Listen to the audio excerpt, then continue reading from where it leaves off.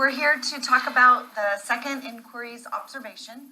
I'm excited to share some of the things that I was able to observe and give you some feedback on what I saw. Okay, so we'll start with the seating chart. One of the things you asked me to do when I came in to observe was,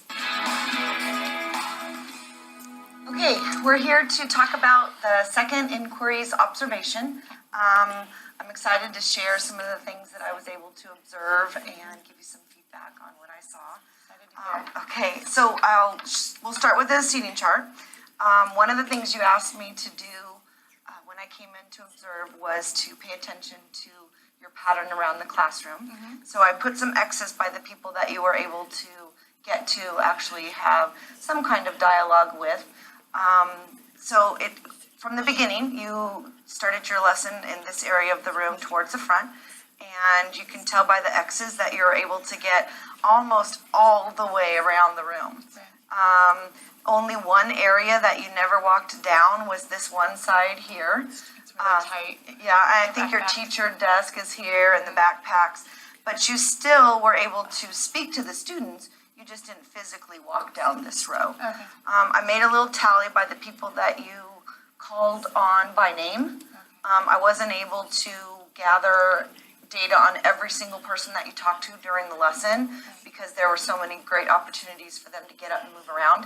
But these are people that you actually called by name. So there were 1, 2, 3, 4, 5, 6, 7, 8, 9, 10, 11, 12, 13, 14, 15, 16 opportunities to have one-on-one conversations with students, whether that was them asking or answering a question that you directly answered, or them just giving some input during the lesson.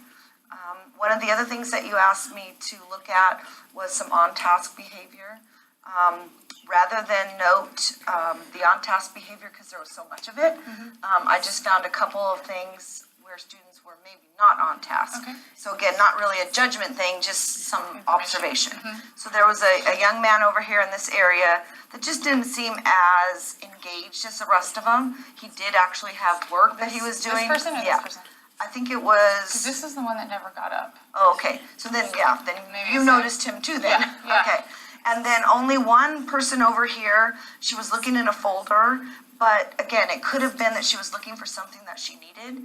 She just wasn't doing what everyone else was doing in the classroom. Okay. And then, so really those were the only two people that I noticed that were off task at all. Yeah. And again, just not doing what you literally asked them to do. Right. All right, you did ask me to also look at or pay attention to your focus students. So I did that. Up here, this was the student that you self-selected.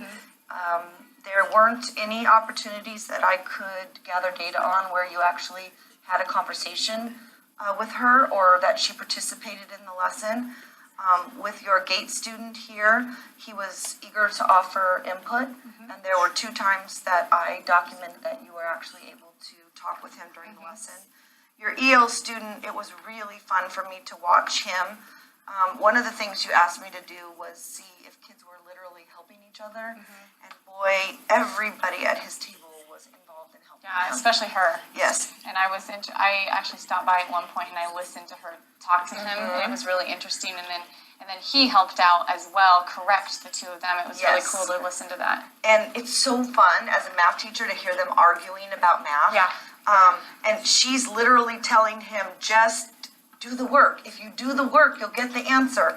And his comment to her was, I don't want to. Not that he can't. Yeah, he just said, I don't want to. Yeah. But she kept encouraging him. Yeah. She wasn't critical. She didn't make fun of him. She just kept encouraging him. And I think that's because you do that so well. You model that with them, that there was no teasing of him. There was no getting on his case.